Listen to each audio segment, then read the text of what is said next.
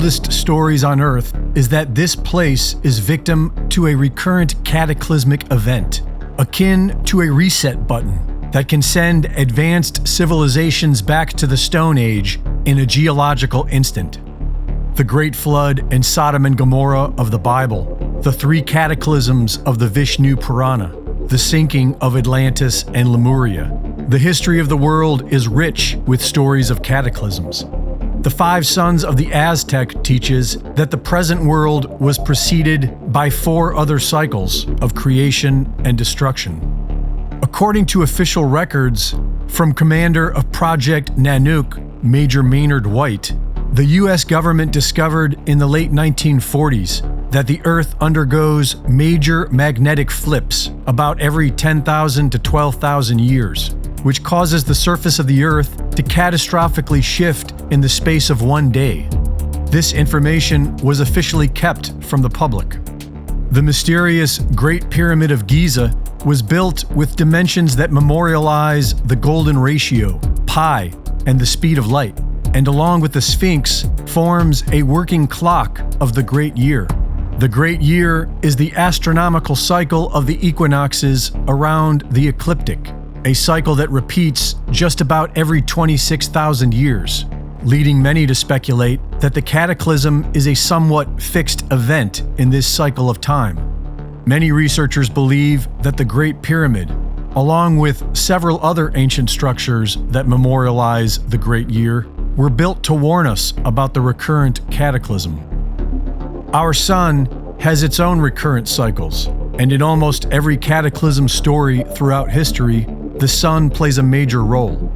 Researchers have found 11, 88, 200, and 2,400 year cycles, which involve the oscillation between solar minimum and solar maximum. Solar maximum being when the sun exhibits the most sunspot and solar flare activity. Many researchers now believe that this cycle leads up to a recurrent nova of our own sun. Recurrent novas have been observed all over the night sky. The mainstream theory is that stars become congested with atmospheric material and eventually expel this material in an explosive outburst. And there is much evidence that our own sun experiences these recurrent novas, which likely is related to the solar flare and sunspot cycles. The latest research tells us that the sun is more electrical than it is nuclear fusion, and that it has an electromagnetic relationship with the Earth. This would suggest that the magnetic reversals of the Earth occurs when the sun novas. And so the big question is, when will that be? Douglas Vogt has been studying this subject for decades and predicts that a recurrent nova will next occur in 2046. He arrived at this date based on sun cycles, as well as biblical coding. The Mayan long count calendar began in 3113 BC and was marked by days, not years. 1,872,000 days. Nearly all sources brought the Mayan calendar to an end in 2012 by dividing the number of days by 365.24 days in the year. But Jason Brashears of Archaics.com points out the fact that prior to 713 BC, there were 360 days in the year. In 713 BC, all the civilizations of the world changed their calendars to add 5 days. In Persia, these extra 5 days became known as the bad luck days. In ancient Mexico, the useless days. And for the ancient Maya, the unlucky days. When we adjust accordingly, we have 864,000 days before the calendar change and 1,008,000 days after, which brings the Mayan calendar to an end in 2046. This also raises the question, what happened in 713 BC? According to the Bible, 86,000 people were killed by an angel that year, followed by God moving the sun by 10 degrees. Perhaps one of these cataclysms occurred that year. Ben Davidson of Suspicious Observers has been closely analyzing all this scientific data, and based on the rate of decline of Earth's magnetic field, he concludes that the solar nova will occur between 2040 and 2060.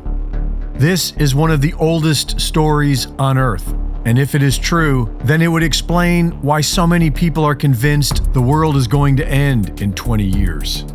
It would explain the entire man-made global warming cover story. It would explain the United Nations Agenda 2030. It would explain why Ray Kurzweil estimated the transhumanist singularity for 2045. And it would explain the entire outrageous, desperate transhumanist goals of the World Economic Forum. For if this is true, it would mean they are attempting to achieve the impossible, maintaining their power throughout the Earth's Great Reset. I'm not just an entertainer. I'm an influence, a wielder of opinion, a force. Do you have any people paid by the CIA who are working for television networks? I think we're getting into the kind of detail, Mr. Chairman, that I'd prefer to handle in executive session. This is CNN. Are those morons out there? So stupid. Sure, I got them like this. You know what the public's like. A cage full of guinea pigs. Boy, did I almost look stupid. Good night, you stupid idiot.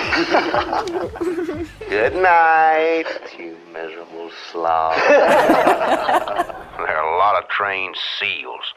I toss them a dead fish and they'll flap their flippers. Oh, if they ever heard the way that psycho really talks. I don't care who the fuck you have to call. Stop the hammering.